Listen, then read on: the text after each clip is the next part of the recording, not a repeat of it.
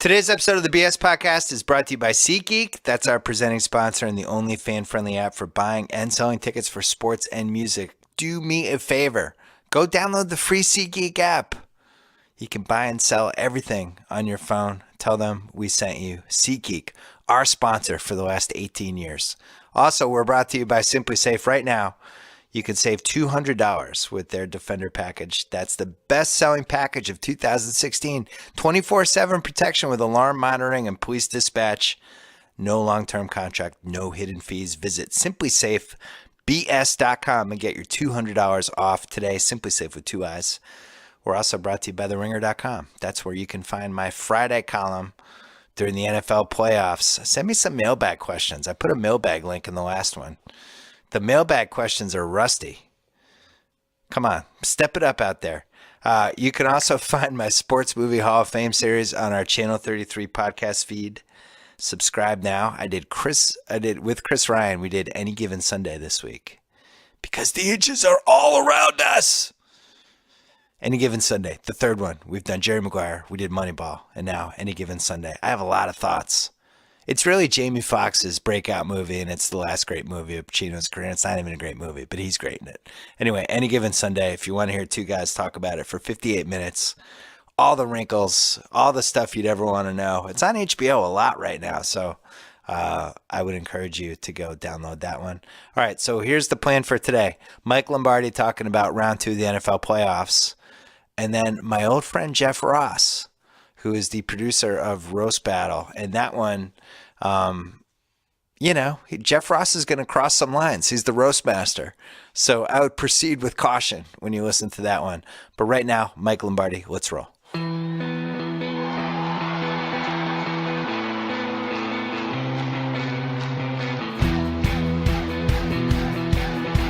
All right, so little known secret about me before the playoffs. Every year for the last few years, I would somehow talk to Mike Lombardi, even when he wasn't on the podcast, and try to figure out who I was going to pick. And he would help me. He would give me guidance. He would give me like Don Vito Corleone, 2.5 hours into The Godfather, like hanging out with Michael in the backyard, warning him about Barzini. This year I did not do that because I knew I had him coming on my podcast. And, of course, he was completely right about every game, and I went 1-3. So I learned a valuable lesson this year is to always talk to Mike Lombardi before I make my picks. So that's what we're doing this week. How are you? I'm great. I'm looking forward to it, yeah. I'm looking forward to it. Shocking 4 home teams won, but really when you break it down, I think when you really break down the divisional weekend, and I think it was not – and, people get so upset when you say their team's not a playoff team, but when you really break it down, I mean, Miami and some of these other teams just weren't, at the end of the season, they weren't operating. I mean, Miami was outscored, I think, 65-10 at the half between Baltimore, New England, and Pittsburgh. The 3 good teams they played, they were outscored significantly, 64-13. Right. And then when you look at, you talked about it, you wrote about Arizona, how they could have snuck in, but Detroit's defense gave up 73 points in 2 games. And then really the Giants, which to me are, as the 5th seed, they were just remarkable in the sense that they were able to win so many games, close games, and they had the best record of any team. They had 11 wins, but their margin of victory was only 5 points, which really ranked low in the league. So, and you called them out on their terrible third down performance and stuff like that, and that started to bear out as that game went along. It really was. I mean, look, the Giants averaged 5.82 on for 28th in the league on average margin of victory, and guess who was 27th? The Raiders. Right. Guess who was 26th? Miami. So if you can't beat good teams, like the Falcons, the average total margin of victory for the Falcons is 14.1. The Steelers is 12-2. So you got to be able to beat some. Now I know they beat the Cowboys, and I give them credit for that. But the reality here is, for me, I think the seedings went, and that's why the home field was such significant, because I think there was a disparity between the 5 and 6 seeds in both conferences. All right, enough about round 1. Let's talk about round 2. So we have a little gimmick for round 2. We did this with Goodfellas characters, and it became a smash hit along the lines of Hamilton the musical. So we're going to do it again. You wanted to do Wire characters. So we're going to go game by game chronologically. We're going to start with Seattle at Arizona. Seattle looked good last week, but they're playing Detroit. And if anything, I think people are a little too excited about Seattle this week. What wire character is Seattle to you? Seattle's Jimmy McNulty. I mean, they're salty. They love the game. They don't have any respect for the pecking order. You know, Richard Sherman will go above the line and call out the offensive coordinator for calling pass plays. The chain of command in Seattle doesn't necessarily always go. They're salty, but they're tough to beat, and they're passionate about what they want to do, and they win. I think they're the classic Jimmy McNulty. I think they're classic Jimmy McNulty. Jimmy McNulty had a drinking problem. Seattle an Adderall problem for a while. If a team could feel like collectively it has a drinking problem, it would probably be the Seahawks because they're so irascible. They're yelling at each other. They have to be separated in the sidelines. They do weird things inside the 5-yard line. Like Jimmy McNulty. You know, he got in season 2, he's out there on the boats. The next thing you know, he and Freeman are back to being buddies again. Right. And so that's the way Seattle is. Richard Sherman screaming at, and really the game that it happened was the Atlanta game when they blow a couple coverages, you know, and they make some mistakes. It kind of erupted for them. So to me, they're the perfect Jimmy McNulty character. All right, so who's Atlanta? Bodie. Young, working on a corner, really talented, don't take any crap from anybody, you know, explosive. Atlanta can really move the football. Even though they didn't run the ball well against Seattle, I think the Dome had a lot to do with it. They really struggled to run the ball, and when Atlanta can't run the ball, their offense can't be as balanced. Atlanta, you know, Seattle's looking at this game a little differently than most of the fans are. Seattle's looking at, look, we blew 2 coverages. You know, we missed a field goal. We missed an extra point. This game shouldn't have been as close. It really wasn't about the pass interference call that didn't happen. Yeah. We had them under control. You know, and McNulty and Bodie formed a bond at the end there. You know, before he got killed, they kind of saw each other. And these two franchises know each other. When you watch the tape of the game, both teams know each other's defense really well, and they attack it really well. And I think Kyle Shanahan will do a good job of attacking it. When you play Seattle, you always have to try to not flood the zone, but then bring another guy across. It's a numbers game with Seattle, so you're always trying to run another player across the field to get into the void because they don't carry the last player through. They always will carry the second, but not the last. And I think Atlanta knows how to play them. I think it'll be a really good game. I like Seattle only because I think Seattle has to win the game with their defensive front, and that's the one area where Atlanta's offensive line has problems is blocking. Frank Clark didn't play in the last game. Michael Bennett did. I think Michael Bennett's healthier now. I think they need good games out of their defensive front. I think it's a close game. And the one thing I do know about this game, Thomas Rawls will run the ball well in this game against Atlanta, even though they're on the road. Remember, last time they played them, Christian Michael was the leading rusher. Right. For the Seattle. Now he's playing in another game. They ran the ball more effectively. The left tackle was their old left tackle. It wasn't Tant. So now they put another guy in there. I just think Seattle has that kind of Jimmy McNulty attitude. They're going to find a way to find a way whether they have to come up with some scheme to convict somebody or to get more money. I think Seattle will find a way to do it. The fact that you compared the Falcons to Bodie, who was shot and killed during the series, I felt like was a bad sign for the Falcons for who you were picking for that game. Wow, I'm surprised. I thought you liked this Falcons team a little bit more than that, but I got to say you've been a little salty about the Falcons all year. It took you a long time to get sucked in, and obviously you're not a believer. Kyle. I think Dan Quinn's done a great job coaching the team. I think they're a couple players away defense. They don't have Desmond Trufant in their secondary.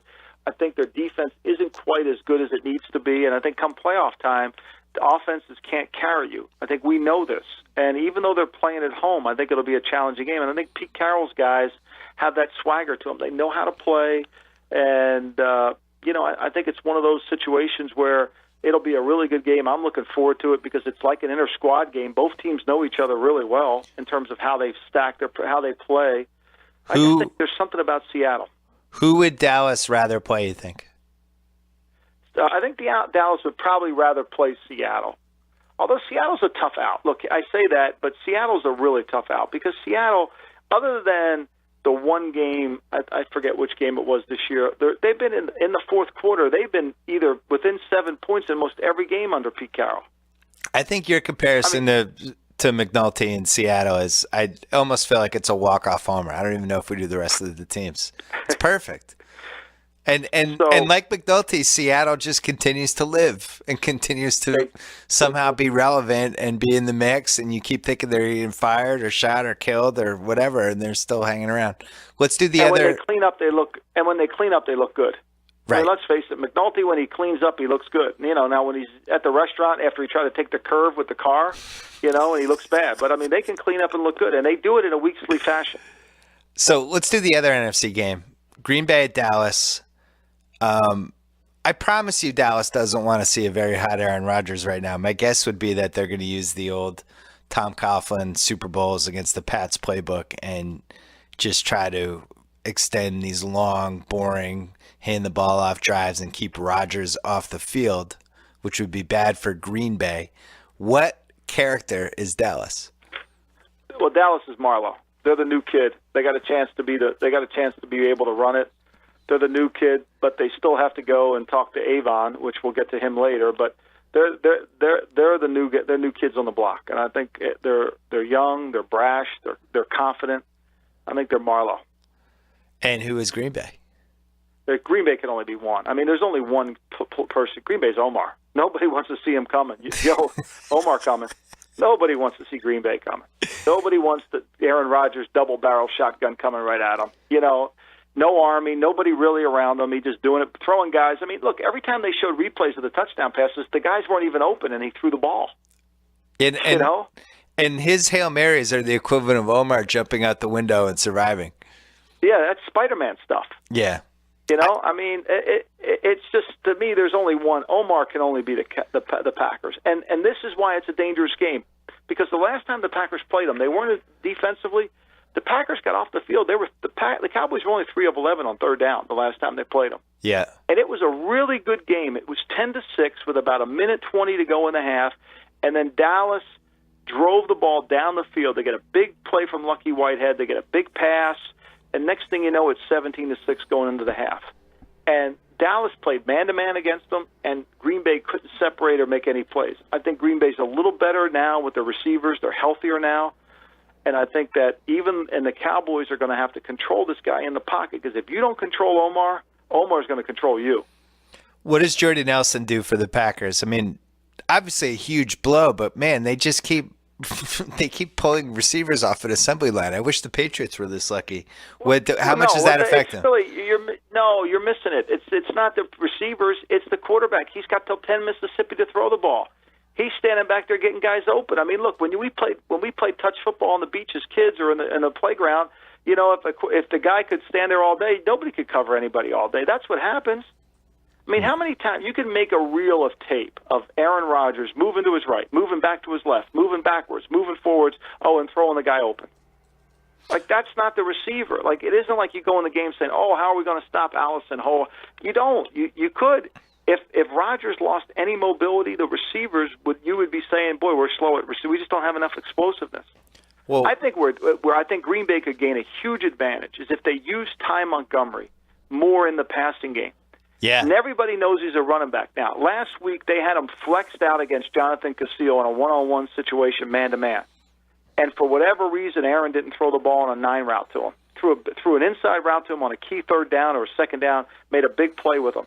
But if they get Dallas into a man-to-man situation and Dallas is counting Montgomery as a running back and they flex him out, it's going to be ugly.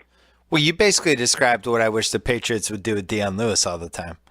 Oh, we're going to run. Actually, we're not going to run. We're going to split Deion Lewis out and make him a wide receiver. Oh, you're going to defend him with your 245-pound linebacker? Good luck. He's going to dust him. That's what I think the Patriots are saving that for. I think Deion's healthy. He's by far the best running back on the team. And I think they're saving it. I think Belichick just puts bullets in his gun and says to himself, I'm not using this yet. And there's going to be a point when he uses it, and maybe it's against Pittsburgh, and maybe it's, James Harrison. Hey, do you want to try to cover Deion Lewis on this wheel route? Good luck. It's not happening. Yeah. I agree with you. I think Montgomery, I was watching with the Giants last week. I was wondering why they didn't use him that way, but maybe they had so many other great matchups. Maybe they didn't need to, but. Well, they really didn't. I mean, remember that first quarter of the game, they couldn't get anybody open. I mean, Aikman was saying it. There's nobody open. He was back there. And what happens is, again, it's like the Alabama-Clemson game. Once the defense gets tired of rushing, you can't get it back. Don't you feel like the Hail Mary kind of broke them a little bit? I did. I thought it did break them. But, look, they had the Hail Mary came back, and then they went for it on fourth down and didn't get it, and they got right back into the game. Everybody wants to talk about the Hail Mary breaking them, but they had that game close after the Hail Mary. And then they couldn't stop them. That was when McCarthy borrowed Mike McCarthy's cheesecake menu. Yeah. And what's the name of that big white running back on the Packers? John Kuhn? The guy. Aaron Rubisky. Aaron Rubisky. He ordered the Aaron Rubisky Parmesan. The Cheesecake Factory waitress told him, no, that's going to take 25 minutes to cook. And McCarthy's like, I'm getting it anyway. It looks delicious. And he ran right into the line and fell down. I mean, it was so bad. I mean, but only to be outdone by. Did you ever see a team run the same plays over and over again like the Giants do? And how about there was one scene where you couldn't even see his face? I know. I thought the interesting thing was when McAdoo went up to Aaron Rodgers before the game. I kept thinking, do you think Belichick would ever go up to another player before the game? And Aaron Rodgers blew him off. Like, nobody's made any commentary about that. Aaron Rodgers just kind of like went about doing what he was doing. That's what I told Sal on Monday's podcast. There was this moment when Connor Cook was talking to Del Rio before he went out for his first series. The Raiders had gotten a stop. Khalil Mack's going off the field and walks right by him and doesn't give him the ass slap or any sort of signs of encouragement at all. Like, come on, guys. All right, we set it up for you. Just kind of walk by him. I was like, oh, God, I'm done with this Raiders pick. Khalil Mack didn't even touch him. I do believe in that stuff. Like, some of that weird body language stuff is legit. You're right. Belichick would not talk to him. No, and it is. And I mean, look, the reason Khalil Mack didn't go up and pat him on the back, he watched Connor Cook practice. Connor Cook struggles at times to throw spirals in practice. Did you think it was a sign that David Carr didn't go to the game? David Carr's like, screw this, I'm not going. No way Connor Cook's I wish I had known that before I made my pick. Well, I think, look, the whole play calling was so bad. I mean, look, you have to have, when you're playing Connor Cook in a game, you're going to have 5 or 6 creative ways. You have to have trick play. You're going to have to do something to take the game. You can't run the conventional offense. Right. And every time they were in third, I mean, they were in 3rd and 11 all the time. Now I know Bill Musgrave got fired afterwards, and they replaced him. But that wasn't the kind of game plan. To me, I think it's more about the head coach. I think the head coach, when you're in an adverse situation, I think the head coach has to set up the game plan to help the team win. I don't think it can be just because the coordinators are going to do what comes naturally to them. I think the head coach has to come in and say, look, here's how we got to play the game. Here's how the style we have to play. Here's what we need to do. We need a lot of throws on first down that are safe that we can make. We need to be able to what really bothers me most about teams with bad quarterbacks is how it drives me insane is when they run the ball on 2nd and 10 like they're going to get the change back to 3rd and 4. Right. Like, you're not. Like, play Canadian football. Throw a first down. Get a first down on 2nd down. Try to do that because you're not going to win if you don't. Hey, quick break to talk about Blue Apron. Stop wasting money on expensive takeout, Mike Lombardi. What if you signed up with Blue Apron? For less than $10 per meal, Blue Apron will deliver you all the fresh ingredients you need for a delicious home-cooked meal. They have the highest standards for ingredients.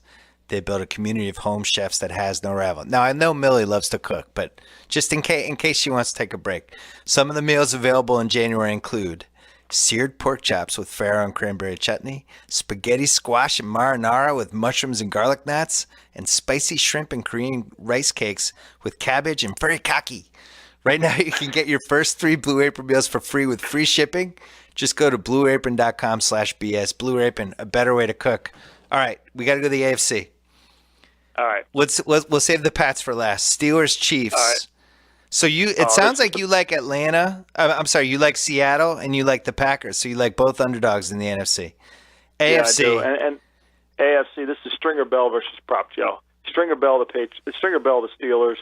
Don't know is Stringer Bell really a thug or is he a businessman? What is he? The Steelers are a good team or are they a bad? They're so inconsistent. They look like world beaters last week, and then they go down and they poop down their legs when they play against a good team. But they're lethal. And Stringer Bell could be lethal when he wanted to be. Right. And he died. We should mention he died. He died. Yeah. Okay. Yeah, he did. Well, most of these guys do die, unfortunately. I wasn't really counting on the death of them to really determine it, but to me, the personality fits. Like, I really thought, I thought Brother Manzone could be also the Steelers.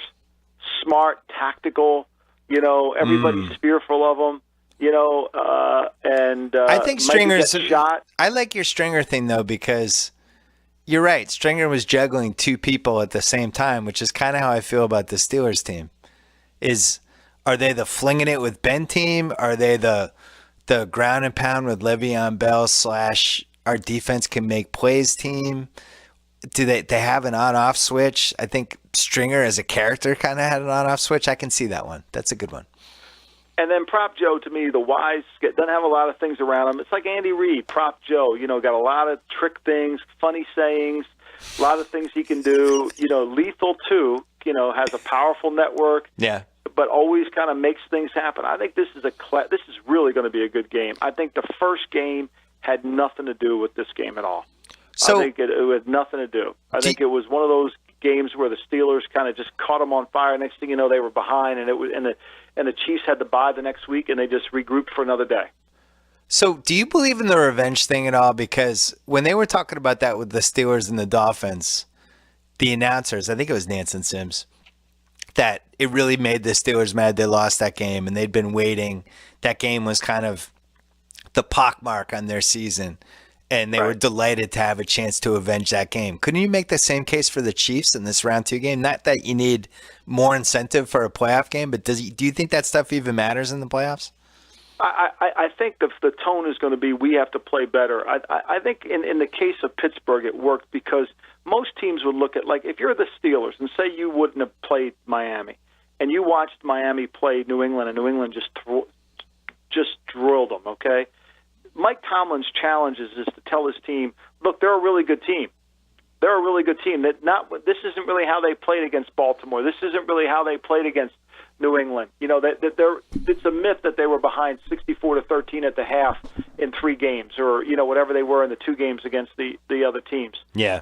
But because they played them, all Mike had to do was turn on his own tape and say, "Look what they did to us. Look what they did to us. Right. Who's going to play?" I mean, this is Tomlin's greatest strength is his leadership ability. And what he does is he goes to the meeting room and says, "Look, I'm going to carry 7 defensive linemen. I know 4 I'm going to carry. Who are the next 3? It's going to be determined on the practice field. And it ain't going to be this guy who played like this in this game, or it's not going to be that guy who played like this in that game." So he can challenge the players, and when you can use your own tape to challenge the players, I think it works. In Kansas City's case, I think Kansas City realizes the importance of the game. I think they put that game behind them and said, "Look, we're playing home. We're a different team now. That was a bye week. This is live or die. We got to find a way to figure this out." And Kansas City must control the pace of the game.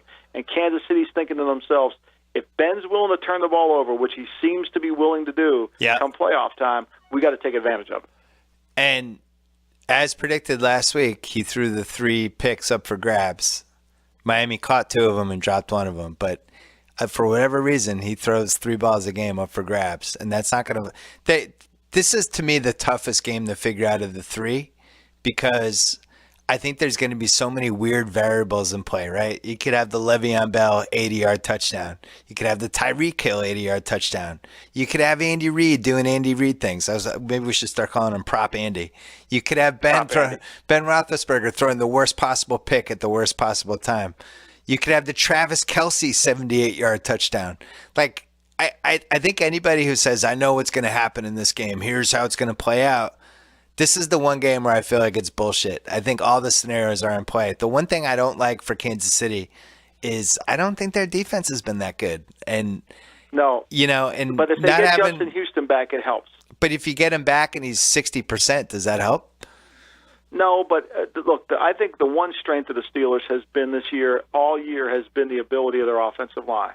So I give them that credit. I think what the Chiefs must do in this game is be really good on second down and stay out of as many third downs as they can, but keep the ball on the field.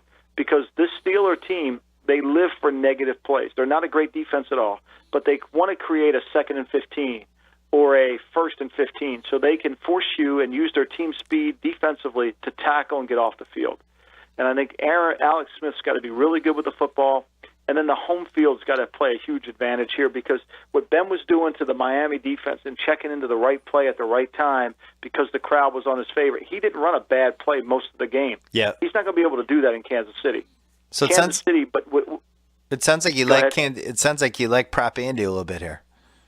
I'm with you on this game. I could go either way on this game. I like Pittsburgh because they're so hot right now. I think the one thing that bothers me about Kansas City is there's not enough multi-dimensional defenses. They don't play enough. If you play, Kansas City's like the baseball pitcher who just has a great fastball. And you can win a lot of games with a great fastball. But sometimes you need a changeup and a curveball. And I think Kansas City plays too little of other things and don't play them well enough. And I think Pittsburgh can take advantage of it. Plus, I think Pittsburgh's players, they like playing on the road. I don't think they have – Stringer doesn't mind going in a hostile environment. Right. And I think they relish this. And I think this is – if they get through the first quarter, I think they're going to be – I think they're going to be – this is going to be a really good game. And I think weather's going to play a factor in it. Ball security is going to play a factor in it. And I think kicking is going to play a huge factor in it. And if I have to go with a team on short yardage that can get short yardage plays, I think the difference for me is Pittsburgh because of Le'Veon Bell. I think if you play this game 20 times, Pittsburgh wins 6, Kansas City wins 4, and then 10 come down to like 3 plays that swing either way. Right. And I so don't 50% disagree. chance it goes, yeah. All right, last one. The Houston Texans and the Brockening coming to New England. This Frank Sabaka versus Avion Barksdale. You know, I almost went with Clay Davis for the Houston Texans. Kind of fraudulent. They're in the game, you know, always working two sides, you know. But I just think Frank Sabaka was perfect because he doesn't belong where he is. Yeah. You know, and look, I gave Avon to the Patriots because, as Avon told Marlowe in prison one day, I'm sort of like what they call an authority figure around here. Right. And the Patriots are still an authority figure. And they started on episode 1 of the first season, and they were there in the last episode of the last season. That's and right. Even So, it looked bleak from time to time. They always rallied back, and in the end, they controlled the streets. I think one of the greatest scenes of all time is when Marlowe is expecting the Russian, and out comes Avon. Right. And I think that's where, you know, and then Frank Sabaka is really a great character because he tried to do everything good. He tried to make everybody happy. He tried to dig a deeper port and make everything happen. But he was in way over his head. Yeah. In way over his head. And I think the Houston Texans are in over their head. Did you take anything positive from the Brock performance last week or no? Not really, no. Okay. I just thought that, you know, look, I'm disappointed I was disappointed in the lack of pass rush. But look, the heist is still the heist. I mean, he's still going to have his moments. And if it's cold in New England, he's got to go in there with crowd noise and get him in the right play. I just don't. They're going to double Hopkins. They're going to force the ball somewhere else. And this guy doesn't make quick decisions, nor does he throw the ball with any great, any great location and accuracy. I think that's what you saw on Monday night with Watson from Clemson. Is you saw a great player, but he doesn't have great accuracy. And that's what you see with Brock. I thought Oakland He's not a great player. Don't get me wrong. I thought Oakland was terribly coached last weekend. Their defense, I don't know what they were up to. They certainly weren't playing with a lot of passion. Right. He kept just throwing. He kept throwing with his fingers taped on the sideline, like he was actually getting ready to play. Like, did you notice? I didn't. Never seen that either. Ken Norton's fingers are taped, like he was getting ready to play in the game. I've never seen anything like it before. I mean, it's remarkable. He kept throwing to the tight end over and over again. It's like, that's what he's done all year. All he does is throw 10-yard passes to the tight end. Just double cover him. The play's called Ozzie. It's an out to the tight end. It's Gronk's play. And my sons and I were watching the game, and I was, here comes another Ozzie. Here comes another Ozzie. And it was so true. And I don't think he's going to be able to run Ozzie all the time. I mean, look, the Patriots weren't playing great defense the first time they played him, and they shut him out. Yeah. I don't think they're going to shut him out in this game, but I think the Patriots offensively are playing way better. And I think that's going to be the problem because the last time they lost to him, Jacoby Brissett was the quarterback. That's not going to be the case. There was no Deion Lewis. This is a different team offensively. I think you'll see Michael Floyd have a bigger role. I think Danny Amendola will have another role. I don't think Malcolm Mitchell will play. I think he'll be replaced by Floyd. I think you'll see, and I think you'll see this Patriot defense. I think you'll see them flying around to the ball. I think they'll double Hopkins, and I think they'll make it hard for the heist to walk out of Boston with any money. The Houston defense has a bunch of guys that I like. There's no way they keep Houston hanging around in this game, right? Well, I mean, look, Whitney Marsalis is a good player. I mean, Clowney. This will be a New and Clowney's great. The And New England cornerbacks. will make it a game. Yeah, but New England knows their coverages. They know their adjustments to the coverages, and so Brady will go to the line of scrimmage with a good play in his hand. This is where home field really makes a difference, is when you have a great quarterback who can get you into the right play. And you can do that, and they'll go some tempo, and once they can tire their defensive line out, then I think it becomes a problem. So it sounds like you're leaning toward Avon versus Marlowe, which is how the Wire played out, with Omar as the wild card, and Omar lasted a long time and then finally tragically died. Right. Okay. So Pat's Dallas with Green Bay as the wild card. That's what I'm taking away from this, and maybe a little bit of Seattle. So. Yeah. I think. Oh, and so. McNulty. We can't forget about McNulty. No, I think Seattle's the perfect McNulty. Okay. Dress them up; they look good. Yep. All right. And they'll argue with everybody, and they have no respect for. I mean, look, when Richard Sherman's calling out the play caller, isn't that a McNulty thing? Totally. Mike Lombardi, it's been a pleasure as always. And don't forget, if my name's on the street, my name is my name. They're talking about my name on the streets. What? That's the white guy version of that speech. Mike Lombardi, Well, I'll text you. Can I give you my favorite line of all time? Was when Avon comes over to Prop Joe and he's dressed up coaching a basketball game, and Prop Joe tells him, he said, "Hey, if you want to, how's it go? If you want to be the part, you got to look the part." Yeah. And he was looking the part. Now he's Prop Andy. Now he's Prop Andy. He'll I look love the part Prop all of a sudden Andy. He's dressed all warm. Prop Andy and Prop Joe are even built alike. I think this is one of your best ones ever. Yeah. All right. All right. Mike Lombardi, we'll talk to you next Thanks, week. Bill. Thank you. Bye-bye. All right, we're going to talk to Jeff Ross, but before we do, I have an idea for your next vacation. What about Princess Cruise Lines?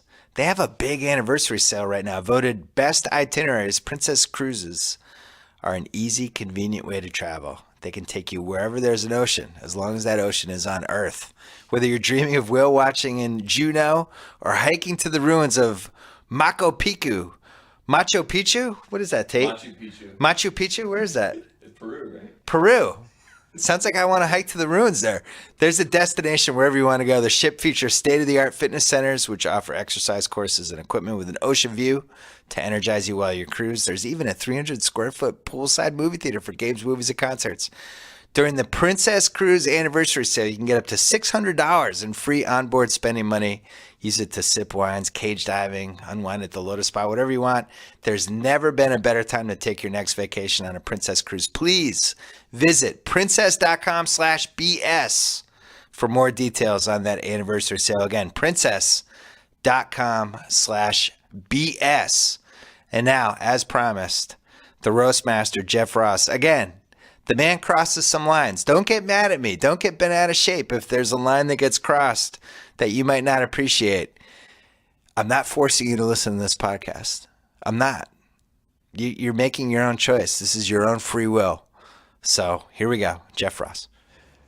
Taping this part on a Wednesday. It's like 12:30. Somehow Jeff Ross is awake. This is the earliest you've been up in like 10 years. It really is crazy. What time do you get up? Like 2? You're like the Twilight vampire. Lately in LA, I've been getting up a little, not as late as in New York. Sometimes in New York, I'll miss daylight. You miss daylight completely. Yeah. I'm like, wow, I really am still a comedian. I like to think of myself as other things. Good person, but at my heart, The roast master. I'm a comedian vampire. We did a podcast, I think in like 09 or 2010 when I was at ESPN. It was like pre-Grantland. You came over to my house. Right. And it went for like an hour and a half, and it turned into this whole thing about how upset you were about Dancing with the Stars and our friend cousin Sal tricking you into thinking you were safe when you weren't. Right. And it was like, I really felt like a psychiatrist. Then Tom Cruise healed you guys. I still don't feel like it's the same. Me and It's Sal. it's like 75% the same. no, Not 100%. I disagree. You're back. Sal and I think in a weird way, we're better than ever. Oh, good. Okay. I think that was sort of like the midlife crisis of our relationship, and now we're closer than ever. I feel like the midlife crisis. I talked to Sal yesterday a little bit. Yeah. Good. Okay. I'm glad you're back. I think we're through all that. I think we've both matured. I've known you for a long time, and a couple years in a row, we wrote for our friend Kimmel for the AMAs. Right. And That was I remember fun. we were driving around in LA once, and you were like, "I've got to get out of this roast thing. I don't want to get pigeonholed as the roast guy." And since then, you've written a book about roasting. You've You've renamed yourself the Roast Master. You've done 10 celebrity Comedy Central roasts, at least 10, all of which have been successful and really good. And now you've mastered it with the Roast Battle. You've actually mastered this whole thing. Roast Battle is my favorite new show of 2016, Ooh. other than Atlanta. I have Atlanta 1, Roast Battle 2. I loved Roast Battle. It was great. I love it. I loved how it built as the week went along in Montreal, as the people, it was at the comedy festival. Right. And the first day, it was like the fans didn't totally get it. And Right. by the last day, people are cheering. It was Yeah. like a MMA or something. We're It was doing awesome. it again soon. Where is it? Give us the details. We're going to do it. It's going to air the last 4 days, I think, of January. I think 26, 27, 28, 29, like right in there, the last weekend of January. And where are you doing it? Las on Vegas? Comedy Central. We're doing it from the Sunset Strip in Hollywood. Oh, so I'm invited. You're invited. Thanks for inviting me. Well, it's all coming together right now. Yeah. The Comedy Store on Sunset across the street. Remember what's across the street? Oh, yeah. The House of Blues, right? So they're tearing that down and Okay. building condos. The week before they tear it down, we're building our Roast Battle Arena inside there. And then they're tearing that down. And then we're going to do our 4 finale shows. The last then they one's tear live, everything down. And then they tear it down forever. So we'll be the last Really? 4 shows ever in that building. Can we go over the rules for the Roast Battle? Yeah. Because you're having all these preliminaries right now, which I've been watching. We did the preliminaries from Atlanta and Denver this week, and next week, Sunday at 9 is the LA. Sunday at 10 is the LA. The Sunday preliminary. nights. Yeah. Every Sunday night, there's a Roast Battle preliminary. I It's don't know like, when people are going to hear this podcast, but they're going to hear it this week. yeah. So every Sunday at 11, they put up their Yeah, yeah. preliminaries, and you can always watch them online at any time. The one this week was great because you had every once in a while a comedian comes on who has no idea what the format is and Yeah. just doesn't get it and walks into a buzzsaw and gets mad as it goes along. And I forget the name of the Carlos guy. Miller, Yeah, he wasn't happy. he was mad. He didn't like it. He was mad at you. He was mad at the guy he was going against. He was mad at the crowd. He was mad at Comedy Central for having him on. How does he not know? It was like one of the judges was like, just Google it. Just Google Roast Battle. See what it's about. Yeah, people, they take it for granted a little bit that they can just walk into our arena, but you can't. You have to prepare. You can't Right. bring a knife to a gunfight. Roast Battle is serious comedy. And The guys who wing it are always in trouble, and you can tell right away. It's always like look at this guy, and they kind of look at him, and it's wearing these jeans, and you could just tell they're not prepared. Patton Oswalt tweeted yesterday that Roast Battle is the most absurd, beautiful expression of friendship that's out there. That's the thing. There's always hugs before and after, but yet I there was added that one rule. time where That's there a were rule I hugs. added. But there was one time there wasn't hugs. We When got to was talk that? about it. What do you mean? We got to talk about the great Ralphie May incident of 2016. They still hugged. They hugged. He didn't hug you though. He was mad at you. He's mad at me. So you bring in one of your best friends in the world, Ralphie May, into Right. Roast Battle. Right. You bring him in. He doesn't totally know what he's getting into. He knew he'd battled before. He knew. You set him up. You give him a first round. You give him an easy first round opponent. That's your opinion. Well, it was my opinion. I thought it was easy. He beat I forget who it Yamanika was. Saunders, I think. Second round, not as easy. Mike He Lawrence, who went on to win the whole tournament. gets demolished. Right. But yet, are you his best friend or like one of his 3 best friends? I'd like to think of Ralphie as a very, very dear friend. one of. Sure. Longest, How many jokes oldest have friend. you made about his weight over the last 20 years? Not as many as Jimmy Kimmel. Okay, almost. So he gets demolished, but thinks, well, my buddy Jeff's over there. I'll be fine. I'm still going to advance. No, he gets voted off. Well, I'm in a unique By all position. accounts, he was so mad at you after that it might have affected your friendship for a while. Is that I haven't fair? talked to Ralphie since the summer. So you don't talk since to then. Ralphie anymore. Now, me and Jimmy tried to talk to him that weekend. He wouldn't talk to me. He's been, I haven't seen him, no. I'm in a really weird position with this show because Yeah. it's creating a family of roast battlers, but yet I don't think there's any other competition show where you actually book it and judge it. So I'm talking my friends into doing it, or in some cases giving people an opportunity to shine at something they'd be great at, Yeah. but then also judging it. Right. I'm trying to think. It would It's be gonna like if Adam Silver was the commissioner of the NBA, but also ref the games. He was out there running around. That would be funny, by the way, to see Adam Silver in a referee uniform. You don't know what he looks like. I do. You don't. Come on. I know what he looks like. What does he look like? He's bald. That's true. You know all the other bald people now. That's another thing that's happened with you. When did you shave your head? Last 2 summers ago.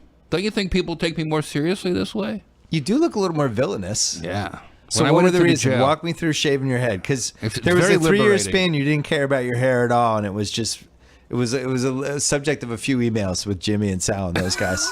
What's going on with Ross's hair? I was looking very clowny. I was going through a breakup. I was on my way to host an outdoor tour, the Oddball Fest, and on top of that, I was headed to a maximum security jail. Right. And I didn't want to be like raped. So you want to look more street. I didn't want to look like their lawyer. But yeah, I think I found my look finally. So you went. That was what, 2 years ago. You go into a jail and you basically roast the prisoners. Yeah. Amazing. It was pretty fun. I just got a letter from a guy who was inside that show. It's kind of cool when you hear it from people later on. Like he wrote you in all caps. I was at Florida International University recently, and some guy came running through and jumped over the barrier. I was like, what the heck? And all of a sudden, this guy's like, I was in the audience when you were at our jail, man. Thank you so much. Now I'm a freshman at this college. And Sal is still convinced that you had a fat joke ready for the first couple minutes, and you used it on somebody who wasn't that fat, and Sal's like, oh, there's Jeff looking around. He doesn't realize there's no fat people in prison. He has to go with somebody who's mildly overweight. Yeah, well, it's all relative. You know, you gotta. I thought that was very effective. But back to Ralphie May. Okay. So when I was working on Kimmel's show, Ralphie May did stand up that first year. Remember? Right. I was a guest co-host. Comes out, you had to walk down the stairs. I was there, and he fell, but he claimed that he fell intentionally. And it became, we studied this like Sal studied this like the Zapruder film in the 1960s for 4 to 5 years, trying to figure out if it was intentional or not, and decided that it was not. You know, it's one of those things where it's better left undiscovered, you know? We'll never know. The mystery of it is almost better. We really need to get to the bottom of why a guy fell on live TV. Because that's the other thing. It was live. That was back when the show was live. I was co-hosting. You know, we couldn't really get guests back then. Jimmy's like, call some comics. Who's around? Right. So he called like Ralphie, and Ralphie came out. He killed. He popped right up. He was had a great joke and killed. Yeah. But then they put him through a lie detector test, and we were talking about natural disasters that have happened in LA the last 30 years, like earthquakes, fires, stuff like that. And I was saying to Jimmy that since I'd been here, there have only been 2 minor earthquakes, but no major scary one. And he's like, that's not true. What about when Ralphie May fell on the stage? That was so funny. 7.4. Top of his brain all the time. Yeah. Well, it was his favorite moment, I think, in the history of the show. Because you know how much he loves people tripping, falling, any sort of anything like that. This was like his dream. I tripped coming out when I was on his show once, and he was so delighted. I once went out the wrong door. I once went out the wrong door when I entered. Did you really? Yeah. Like Don Barris, I think, was talking to me right before they introduced me, and I didn't really look at the blocking. And boom, I went out the wrong door. Well, that first year, you guest hosted for a week, and that was my favorite week we ever had on the show. And it culminated in, 2 great moments. One was you, Lorenzo Lamas, and Matt and Trey. I almost got Lorenzo Lamas was ready to fight you. Yeah. And I'm not a fighter. Like, it was crazy. You would have lost to Lorenzo Lamas. That would have been bad. Yeah, it would have been bad. He was in good shape at the time. Now you might have a better chance. He yanked me. Oh, yeah. Well, that was good. So there's 3. Because Suge Knight was mad at you. What did you say to Suge Knight? I forget. Suge Knight was very disrespectful to Jimmy. He kept putting his feet on the coffee table. The show was brand new. Like, it just bothered me, and he seemed real. He'd just gotten out of jail, and I kept pretending I thought he was a football player, and he didn't like that. Right. I'm like, what team do you play for? And finally, and I think I made a joke before he came out, so when he shook my hand, he, like, yanked me across the couch a little bit. Ooh. I also remember he made a really inappropriate Eazy-E joke that I think is on YouTube, that because it was live, we couldn't edit it. Like, it was like a 10 out of 10 of being inappropriate. But then the other time I thought you were going to fight was when you had a new car. Oh. What kind of car was it? It was a white Porsche Boxster. A white Porsche, and Sal was outside. Spray painting my punchlines on it. To my jokes that I had done stand-up. Do split screen. You're sitting in the theater. You can't leave, and Sal's outside with your car. Well, first of all, if I recall, I was shooting CSI as an actor from like 7 a.m. to like 7 p.m. Then I'd run over from the Do the valley. live show. And, I'd have to eat real quick while I was in makeup. And I'd always order like something hearty, a steak. And Sal would walk in just as I'm eating and knock it on the floor. So then I'd have to eat like carrot sticks or whatever was around and then do the show because I wouldn't eat the dirty steak. And like my blood sugar would drop. And I think, Jimmy and Sal seem to think that I'm funnier when I'm riled up and unprepared. They definitely think that. You and Sal, it's going to be a great documentary in like 2048. And then you'll animate it. It's the 70 years of your friendship with Sal. So when you did, I think 99, you did the B. Arthur's dick joke. Okay. Which was really the Babe Ruth of roast jokes at the time. Ooh.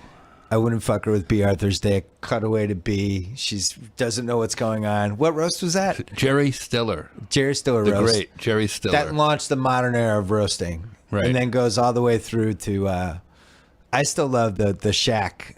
All of them are on YouTube. I still love the Shaq roast. I think it was the Emmett Smith. We were roasting Emmett that's Smith my in favorite Las roast Vegas. every day. We were Yeah. roasting Emmett Smith in Las Vegas, and Shaq, like, sort of the producer. Jamie Right. Foxx was the host. And you came out and you said, this isn't a roast, it's a barbecue. Because you were like one of the only white people there. I was the And then only. just from there, but the best part of that, if you're a sports fan, is Moose Johnson was up, the cowboy. And he went before it. He didn't know what a roast was, so he kind of gave a wedding speech. Like you give. He was auditioning to be a broadcaster. Yeah, I just want to say Emmett Smith, what a teammate. He just had no idea. And you came out and you were like, well, Moose Johnson did all my shit. And he didn't know what was going on. Everyone's laughing at him. He wanted to fight you. He was more mad at Jamie Foxx. They cut it, I think, from the show.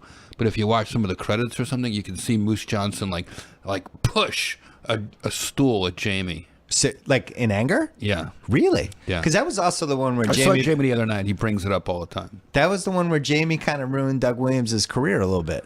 Yeah. He started heckling him. Well, Doug Williams went at him first, so.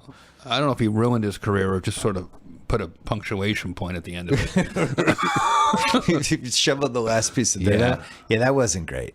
Well, these roasts are hard, and it's up to the MC, the roast master, if you will, who's hosting the roast, Jamie, to keep it moving. And if some guy's not prepared or he's hemming and hawing or making a lecture, I think Jamie took a page out of the Milton Berle roast playbook and kept it alive. I actually think he was probably my favorite, other than I'll absolve Jimmy.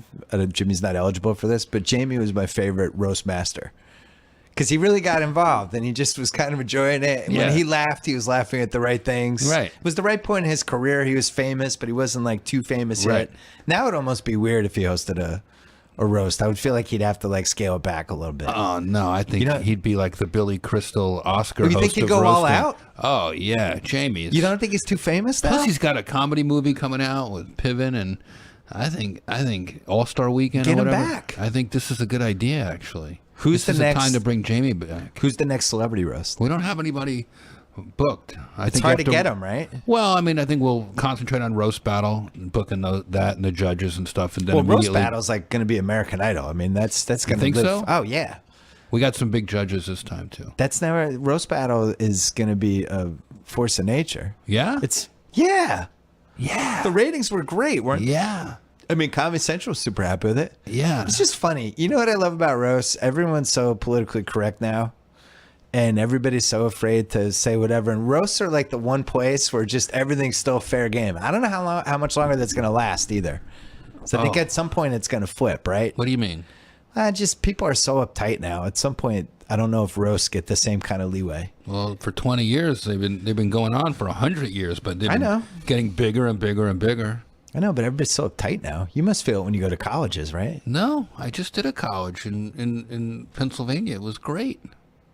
Really? Slippery Rock University. Great crowd.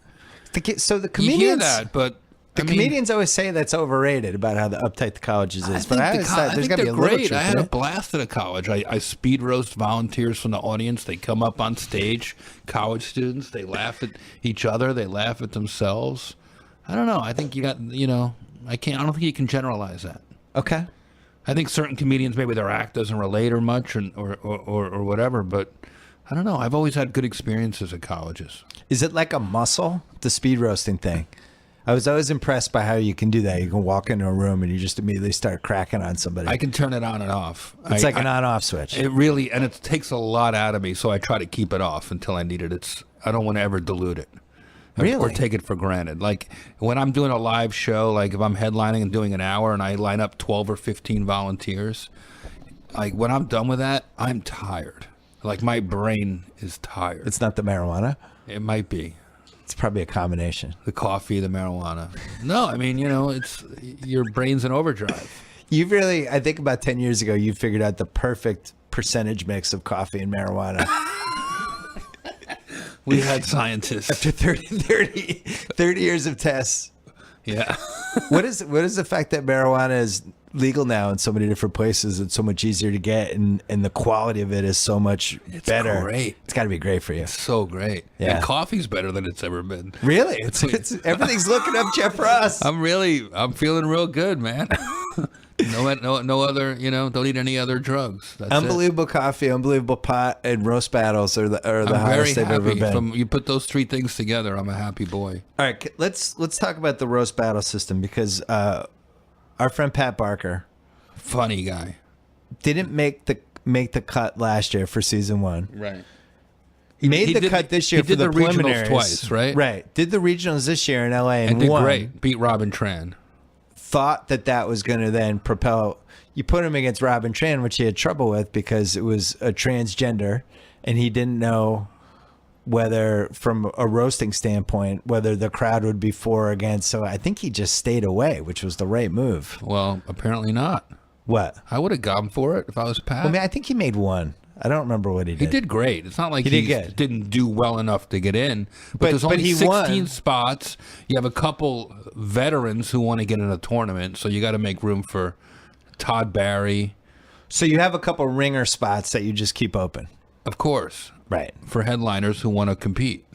Right. And we have to do that. And, you want to mix it up with people from New York and L.A., so you only have a few spots from L.A., from each city. But why do you need the headliners, though, is my question. I think it gives it a little variety and a little sort of something for people to play, different angles. And I think it makes the show interesting. Okay. Because I like that. For me, the charm of the show last year was discovering people like Mike Lawrence and Sarah Tiana. Sure, but you discovered them because they beat Jimmy Carr and Ralphie May and Steve Ranazizi and guys with some history. Well, Steve Ranazizi probably shouldn't have come on.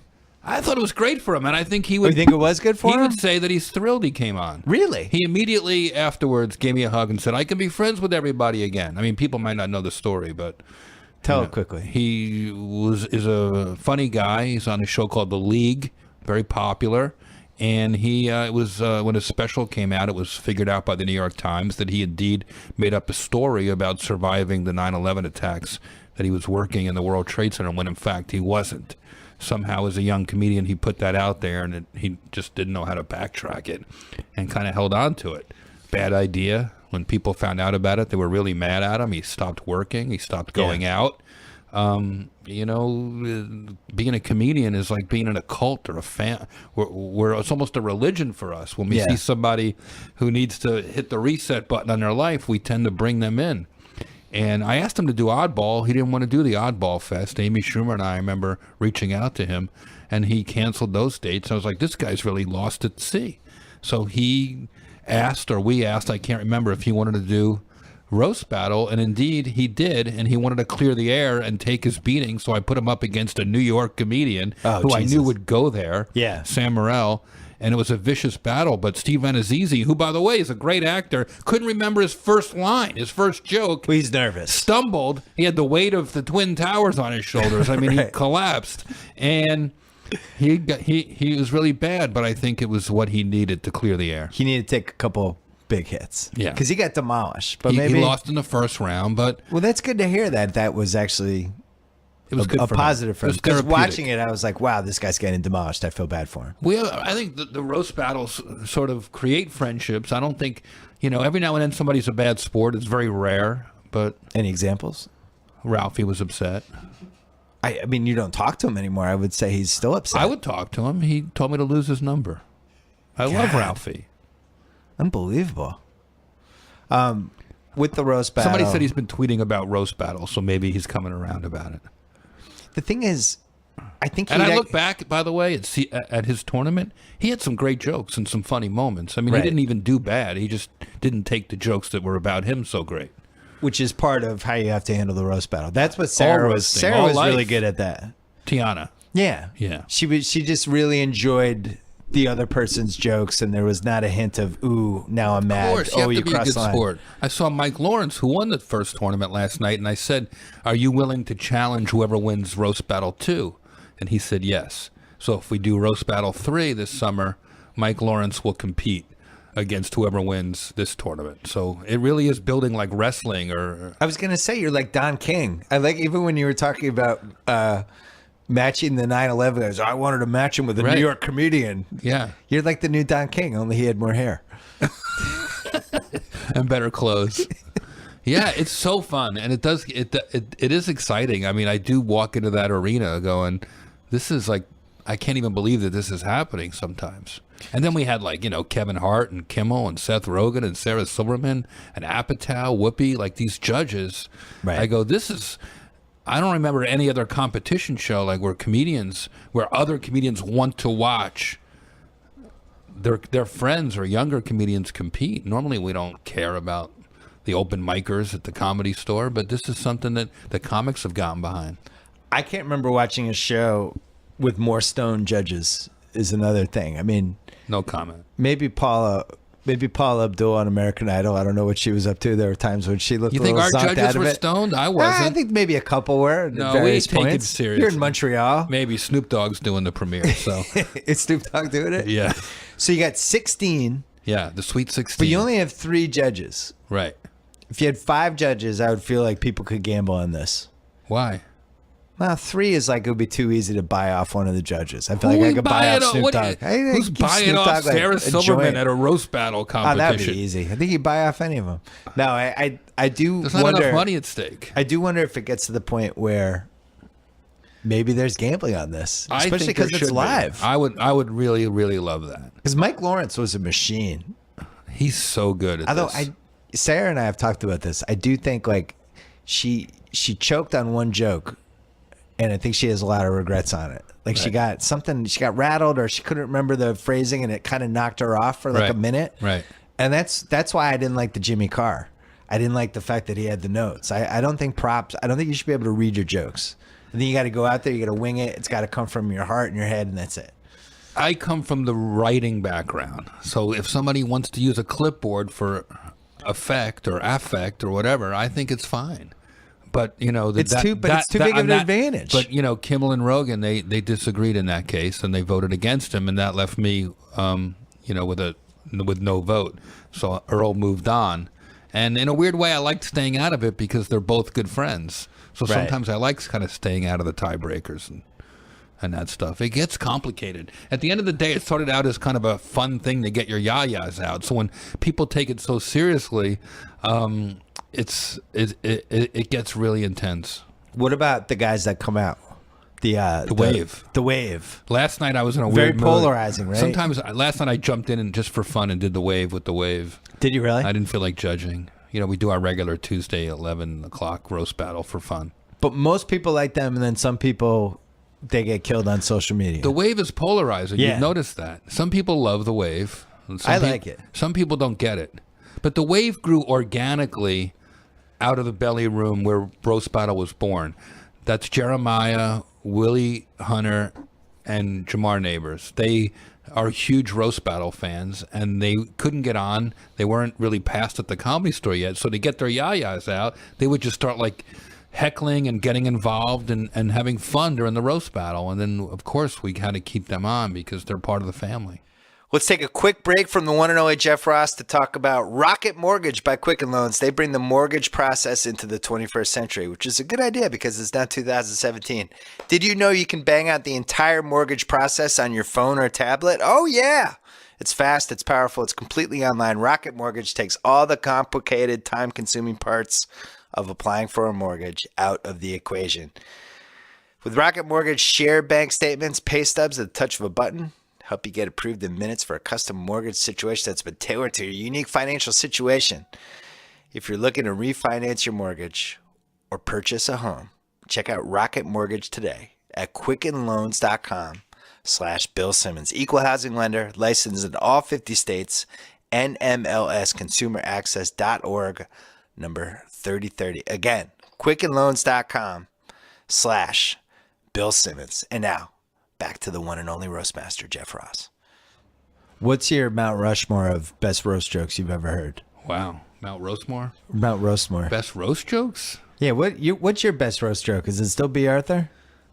Sandra Bernhard. Holy shit, I wouldn't fuck you with B. Arthur. Right, yeah. I never thought that was a great joke. That was a great moment.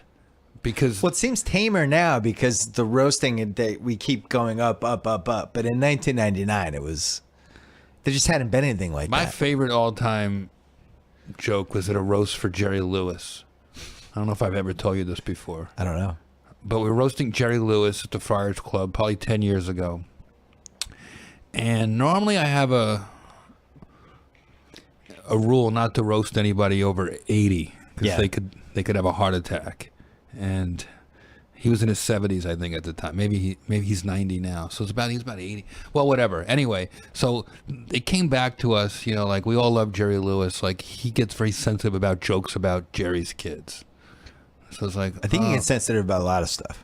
That was the only kind of stipulation they gave us, like a warning, an unwritten kind of like, if you don't mind, this kind of thing that might upset him. And now, of course, I'm like, oh boy, how do I dance around this? I got to go there without going there. I got to really just poke it, but not break it. Yeah, like it just became a personal challenge to make him laugh about Jerry's kids. Like, how do I get Jerry to laugh at something that's so important to him and so sensitive? So I thought about it. I was on the phone with my friend John Max, and we were riffing, and kind of as one sentence together, the joke came out. Jerry, what about the good things that Jerry Lewis does? We've all been making fun of me all night. What about the good things that Jerry does? What about the fact that just this past Labor Day, a 6-year-old boy got up out of his wheelchair and walked for the first time to turn off the Jerry Lewis telethon. And boom, the room. Did he laugh? There was a pause, and then boom, Jerry's cracking up. Like he finally broke. It was the end of the night. That's good. And then, of course, on the flight home, he had a heart attack. Did he really? Yeah. He's fine now, but this was I a don't long think time that ago. could be tied to you. I do think that the roast added something to it. I do. I don't roast anybody over 80 anymore. Good move. The most famous roast moment ever was Gilbert Gottfried at the 9/11. What was it? Hugh Hefner roast. Were you there? No, you weren't there. No, I just gotten to know Jimmy a little bit when that whole thing was going. But then 9/11 happens. You have the roast anyway, and then he does the whole Aristocrats thing, which turns into a documentary, and that's gonna be tough. Any roast moment that turns into a documentary has got to be the standard, I would think. A lot of people say the Ann Coulter bombing was up there. Oh God, that was weird though. At That was last almost Rob Lowe like a roast. suicide bomber in that. Like, what did she think was going to happen? She's going to get annihilated. We wrote her a fun, self-aware speech. She would have crushed. Like really funny stuff. The best joke writers in the business helped her, and she dismissed it. And she was not cool to work with, and hard to believe. And then she made the whole thing like a plug for her Trump book. She put the book up on the podium and started to talk over her book, and she did not endear herself to the crowd. And by the way, when you've been made fun of for an hour and a half and you go on at the end, you have a lot of goodwill. Like, she could have gotten away with murder. She could have destroyed all of us. Right. But she didn't.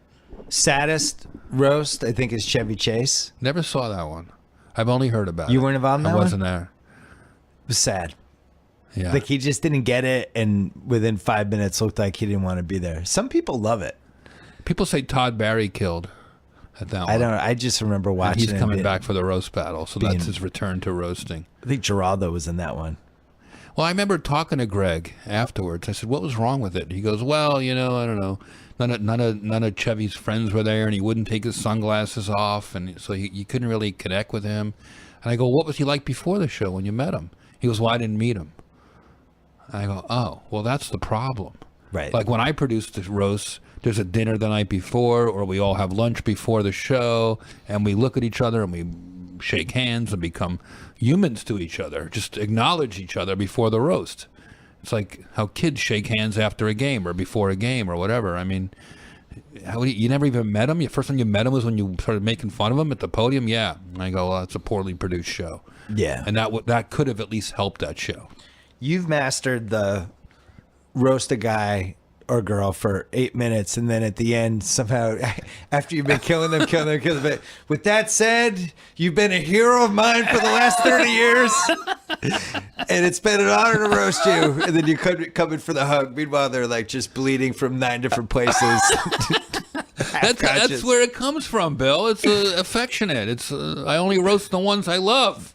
God, Pete, it does feel like the roasts are getting meaner and meaner to the point that it's almost, you become a little desensitized. Like poor Pete Davidson, he goes in any of these now, and it's just like the 9/11 dad stuff is just going to come in like waves. That. To me, that was too much. I'm hard to offend, hard to, but I don't think getting Pete. I think we did a roast of Justin Bieber, and Pete made a joke about his dad passing away on 9/11. Then I also made one, but I did it for shock value once. And Pete even knew I was going to do it. I never tip people off, but if it's about your dead parent, you're 21 years old, I tipped him off. Said, how do you feel about this? He's like, I love it. It's great. My dad would love it. It's great. Do it. But then the next year, like everyone is like emulating or imitating what I did and trying to like rally. And I'm like, no. Yeah. No. It's not what we get Pete Davidson on. How about the fact that he's ugly? Can we just do that for Pete for a while? And his mom's in the audience. You don't have to bring up 9/11 every time Pete Davidson's there. It's just not cool. So in the roast battle, the two competitors have to exchange information with each other. They don't have to, but it's a good idea. It's almost like countries. It's like us exchanging secrets with Russia. It's almost better to give up some secrets to get some back. Right. So like Pat Barker was saying, like he had some very sensitive. His wife had a miscarriage, and he put that in his, in his whatever information he gave, and get some back. That's brave. And then, of course, so he's trying to get sympathy in a weird way for his. I don't know what the strategy was, but I would not be telling people. But I think that's what they do. About that? How does wife feel about that? I think she's okay with. She must be okay. They must check with it, right? What was more embarrassing, the miscarriage or the fact that he's making jokes about it on Comedy Central? Oh, I thought you were going to say something else. That was a better one. Well, he did. I don't think it was on Comedy Central. Oh, but he was just so. When he was telling us this, I was so fascinated by. So wait a second, like all the terrible things, all your secrets, you have to tell the other person. He seemed to think. Oh, now you're holding the mic. This is great. Nobody's done this in a pod. You actually pulled the thing out of the stand. Hey, I'll be here all week. This is good. Work in the room. What's his name? Taint? I gotta get a picture of this. Taint working the. I'd take a picture of this. Nobody's ever grabbed the mic and pulled it off like that. Well, I'm in it for the long haul here. What else you got, Simmons? What else? Well, tell me the roast battle. Who's the favorite? There's an interesting for this next tournament. Yeah. Who's the up and comer, the hot up and comer, and who's the favorite? Here's two of the favorites because I talked to a lot of people. Two of the favorites are the two guys who consistently win in New York and LA. There's a guy in New York named Zach Amico. Okay. Weird looking guy. You would never know him if it wasn't for Roast Battle. A+ joke writer. And a good target as well. He's just a weird looking dude. Very into wrestling. All the top roast battlers are big wrestling fans usually. And makes sense. Yeah. And there's a guy out here called Alex Hooper who keeps winning and winning and winning. He does different characters. He's a great joke writer. He's a weird-looking dude, super funny, nice guy. So I think those are two favorites because they do it a lot. And anytime you do it a lot, I think that makes you great at it. Right. And a couple veterans, Todd Barry, I mentioned, is doing it, which I think is a great booking. He's been busting my balls for my entire career. Now he thinks he has what it takes to come into my dojo and roast battle. We'll see how that goes. That'd be exciting. Jessica Curson, I don't know if you know her. Super funny lady, big ballsy woman from New York. She's in the Comedian movie that I co-wrote.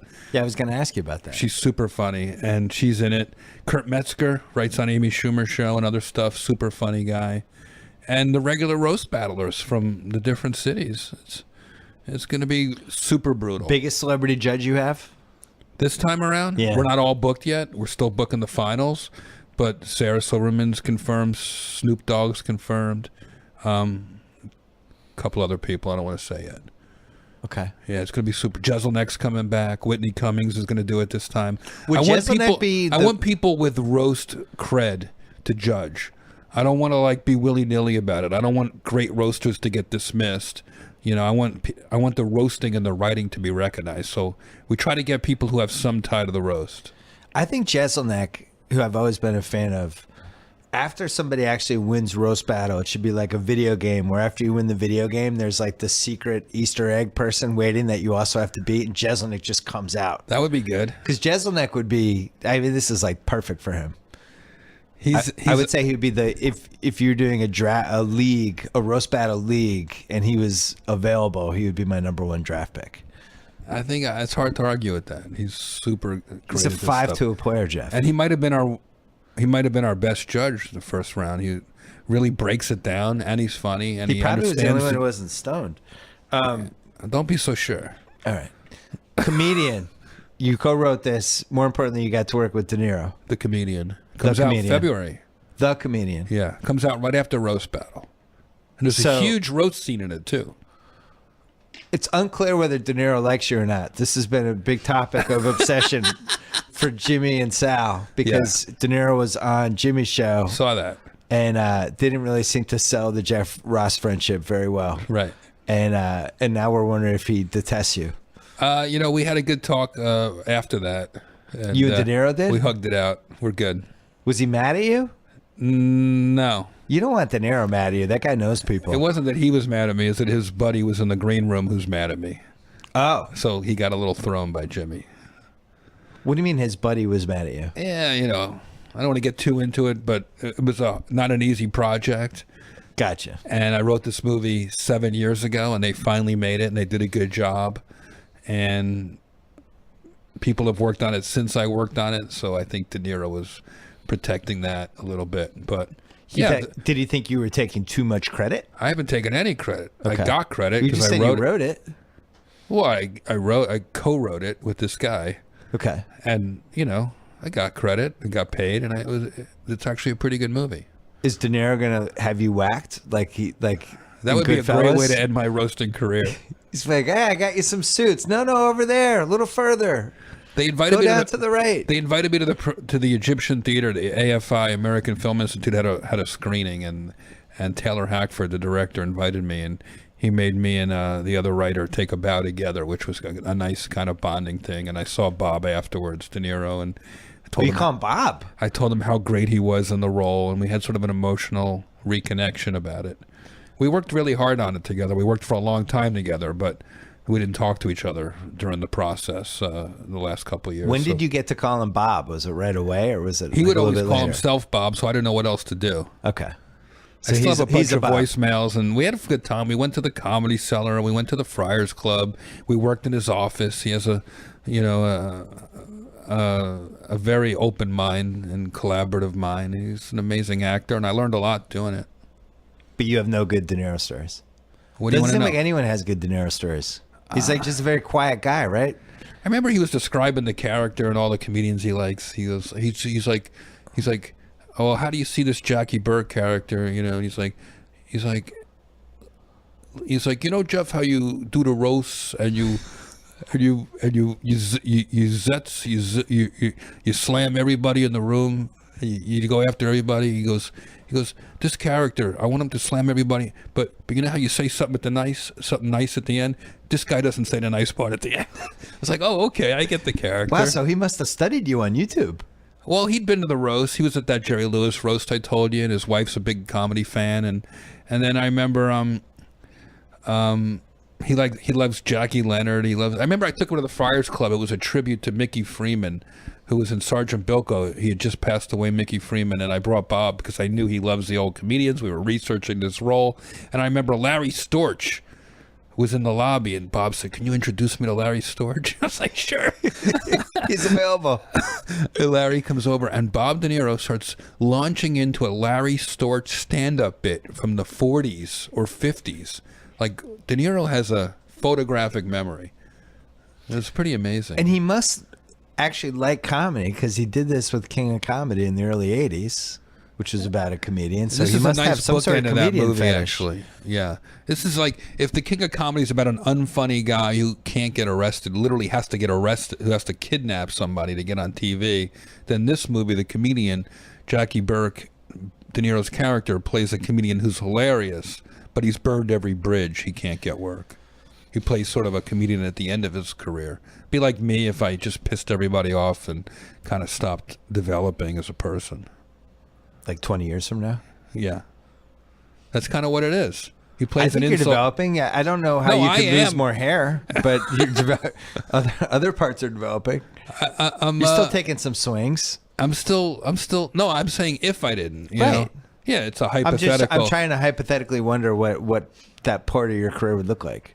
It would probably look pretty bleak. You know, De Niro plays a very lonely character in the movie, and Leslie Mann plays a love interest in the movie, and I do think it's like she does an Oscar-winning performance. She's so good in it.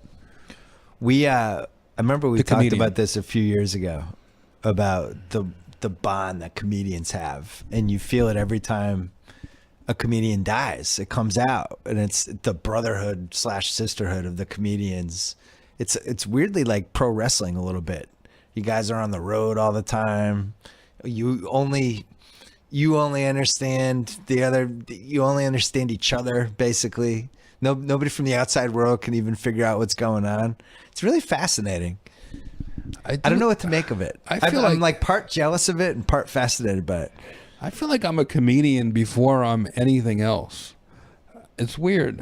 I never really maybe articulated it before, but I feel like I'm a comedian before I'm Jewish, before I'm an American, I would before say I'm you're from Jewish New Jersey. first. But I just feel like that's the thing. It's like, you know, if a comedian was running for president, I'd have to vote for. Well, I guess I didn't, but I saw what you did there. Yeah, I remember when Sarah was dating Jimmy, and she'd just be, you'd be at his house, and all of a sudden she would just get up and leave because she had some 12-minute set. of course. She'd get in the car, go, and then she'd be back like an hour later. I always thought, like, that's crazy. Like, she was just sitting here. Now she's going to go randomly in front of 175 people or whatever it is, do 10 minutes, then go back. But I guess you reach a point where it's almost like eating. No, or I think playing golf or all these other things. Well, I don't know. I don't know. I mean, Sarah takes it seriously. She doesn't truly relax until her set is over. Yeah. So there's that. No, I'm not saying she didn't take Yeah. it seriously. It was just I was amazed that I guess I'm amazed how you can go from one world to another so seamlessly. Sometimes it's hard. Like when I walk off stage or before I go on stage, if somebody starts talking to me about negative shit or whatever, I have a hard time right before and right. Buddy Hackett taught me to turn my phone off an hour before the show and just sort of you owe it to yourself and your audience to focus on that night. You don't want to get any bad news right before you go on. Right. You don't want to find out your uncle just died right before you go on. He'll still be dead when you get off stage. You don't need, you gotta sort of commit and be all in when you go out there. I remember that time when you went out to perform right after Aunt Teak died. Mm-hmm. But you knew. Back then, Sal told me to bring up Aunt Teak. Sal said she was so old her vagina had mice. That rest in peace. Sal likes to bring up the passing of my aunt. I don't find any humor in it. She was 104 years old. We called her Aunt Teak. Wait, Aunt Teak was real? Yes. Or that was your nickname for her? Both. Oh, I thought Aunt Teak was her like a name running wasn't joke really for you. Teak. Oh, I didn't know Aunt Teak was real. No. Yes, of So course. that was your nickname for her, Aunt Teak. Aunt Teak. She had a sister, Aunt Sester, who's still alive. She's 135 at this point. What's going on with you romantically? What do you want to know? I don't know. Who are you dating? Not dating anyone steady right now. Definitely looking for that. You dabbled in there were celebrities you were dating at one point? Sure. You're always up to stuff. You know, I just haven't found the right person, but I definitely want to. I would definitely love to settle down and find somebody. And love is rare, hard to find. Did your recent celebrity relationship come out? Because I don't want to bring it up if it didn't. No. Okay. I have some questions if you want to talk about it. As long as you don't say who it is, I'm fine with questions. But I'd really rather Well, not. not very fun if I I'd don't really say who it rather is. not bring her into this. How many dates did you guys have? I don't know, a couple months. Couple months? Yeah. And it never came out. No. All right, I'm not going to say who it is. People have to. It's not my style to People have kiss to and tell. figure it out. Yeah. What's your next hour-long Comedy Central special? That's a project great thing? question. I'm trying to figure that out. I did the jail, then I did roasted cops. You can see Boston. both of those online. You went into Boston. A lot of Tom Brady jokes in your honor. I know. Boston cops have a weird relationship with the Patriots. I asked the Boston cop, I said, what would Tom Brady have to do to get arrested? I said, if Tom Brady were kicking a kitten down the street, Right. would you arrest him? And he said he would arrest the kitten for getting in the way of Tom Brady's foot. Right. Boston cops are the best. Did you see? I would have told you to make more Dunkin' Donuts jokes. I made a lot, but Okay, I wound up not I using mean that even many more. in the show. Yeah. But they do run on Dunkin' up there. They don't. They totally do. So you don't know what the next one is. I've been dabbling with a couple ideas. If you have a good idea, I'm all ears. Don't do the thing where you decide to get super political with your next hour-long special. I would wait on that one. Have I ever done that? No, but I mean, the climate, the way it is right now. Maybe something with the troops. I just came back. I was in Iraq over Christmas, and I was thinking that would have been a good. Well, you did that. That was your documentary in 2005. That's a long time right? ago. Yeah. And I'm a better comic now, and the situation there is different. And I don't know. There's something there, and there's a lot of comedy there. You go to Mosul or Yeah. Fallujah, there's definitely some tension, and when you can break that with jokes and penetrate somebody's Kevlar vest to make them laugh, it's interesting. So I don't know. All right. The Roast Master. Did that. Then I saw Trump in Palm Beach playing golf. Did I tell you about that? No. I was Right. going to say goodbye to you, but let's hear it. Oh. No, I want to hear the story now. I thought we were done. And I was like, he waved, and I said hi, and I had just come back from Iraq, and I go to tell him about my trip and the soldiers in Iraq. He's like, how is it, a mess over there? Anyway, how do you think Arnold's going to do on Celebrity Apprentice? It was like, okay. Should be an interesting 4 years. Yeah. I said, well, actually, they asked me to do it. He's like, oh, better off not doing it. Good move. So he asked me if I play golf. I said no. You made our friend Daniel Kellison mad. You did an Instagram post. Oh, yeah. You did a picture. He commented underneath. Sal, of course, was delighted. Everybody got Cody points. Yeah, that I mean, to me, he's the president. I didn't support him, but he knows that. But this is life. We have to be real. And you need him for season 3 of Roast Battle for the final episode. I did. We got to roast him again. I mean, roasted him twice. I've got to roast him again. Oh, that's right. I forgot to ask you about that. Of course. It did come out that he had the one thing that he asked everybody not to roast him about was being poor or bankrupt. No, or he didn't any of that ask stuff, right? us not to roast him about it, but he didn't like when we did. I thought he said beforehand, stay away from I didn't these. get that. I didn't hear that. Okay. No, it was more like, if you want to make him laugh, that's not the thing to make him laugh about. But, of course, we all made those jokes. How could you not? What's the right move when you're getting roasted? Lay back and take it. It's like getting molested. And just laugh? Definitely editing that out. Come on. Taint's editing that out right now. You're the one who said roasting's still a safe place. It's the only safe place left. Well, you... when people die, you're doing the roast in peace tweets. You have to. If Do we you don't get- laugh, we cry, Bill. Do you get negative feedback from that? Yes. You should see the ones I don't post. Sometimes it's hard. What was the George Michael one? That one killed me. He died peacefully surrounded by 7 supermodels.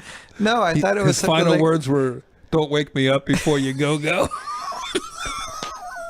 I love George Michael.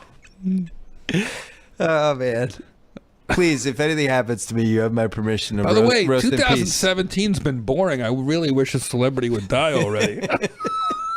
It's been 10 What's days. going on, everybody? happened? Come on. I thought it was fascinating. Everybody thought the end of the year, because so many had died, we were going to end with a bang. And then the last one was Father Carmichael from MASH. Oh, We just went out very peacefully, but with like a weird religious kind of interesting. celebrity feel, which I thought was strange. Right at the end, he squeaked in there. He's just a little tiny one at the end. Amazing.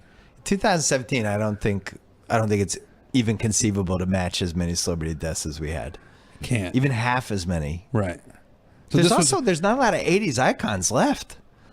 Huh. And 70s, like think about all the music icons we've lost. I guess you're right. Michael Jackson's gone, Prince is gone, George Michael's gone. I mean, we still have like Elton John, Billy Joel, people like that left, and Wait, Elton John's still alive? Elton John's barely alive. Yeah, he's still in Vegas. Wow. I saw Billy Joel. I mean, he's the size of a piano, man. I hope he doesn't have a heart attack.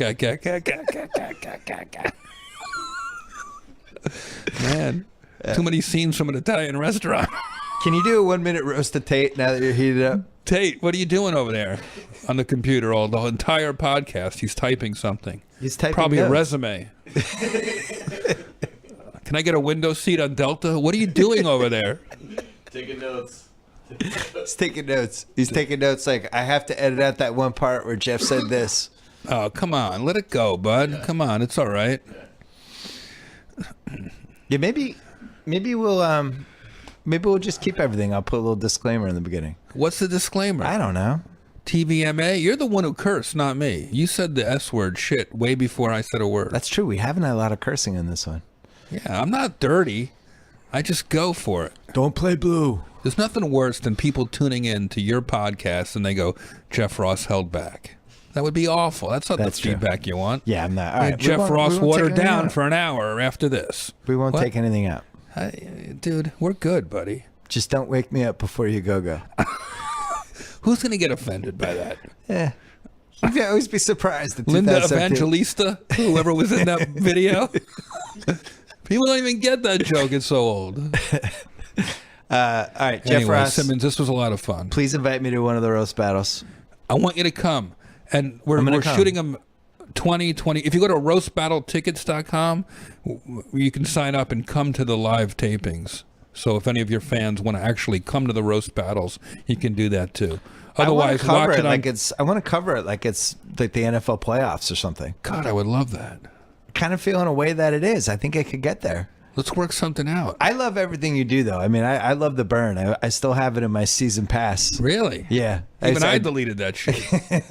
Sometimes I leave the shows I like in the season pass. Like, what's going to happen? It's not like it's stealing whatever. It was a great show. I thought it was a good idea for a show. I liked it. Yeah, it was ahead of its time, I think. Yeah. But luckily, Roast Battle came and Roast battle is Brought I it think all a back. smarter way to do it. And I also like the pumping it out so it's like 4 days in a row, things like that. you like Just the to- event style. Oh, yeah. Especially- people complain about that. No, it's They smart. go, by the time it's on, it's over, and we missed it. No, it's smart. And also, like, if you place it in the right weekends, like you're doing with this one, where it's basically between the round 3 of the playoffs and the Super Bowl, there's nothing that weekend. It's smart. I think this is going to be so cool. 16 comics going head to head, mic to mic. We're calling it the War of the Words. The War of the Words. Roast Battle 2. Roast Battle 2, War of the we Words. have a seat of honor for you, Bill Simmons, and I'm all the excited tapings. for it. Jeff Ross, a pleasure as always. Thanks, pal. All right, thanks again to SeatGeek. Please download their free SeatGeek app to buy and sell tickets on your phone and tell them we sent you. Thanks to Channel 33. That's where you can find my latest episode of my Sports Movie Hall of Fame series. We did Any Given Sunday. Check it out. Subscribe to that. Thanks to TheRinger.com. That's where you can find my Friday column. There's a 99.9% chance it's going to be about the NFL playoffs. Thanks to Mike Lombardi. Thanks to Jeff Ross. Don't forget, Roast Battle coming up. And thanks to Pearl Jam. Go to pearljam.com to find out about PJ25. It's their big anniversary. Thanks to Tate Frazier. Listen to his podcast, Teed Up with Mark Titus. They talk college hoops. All right, play us out, Eddie.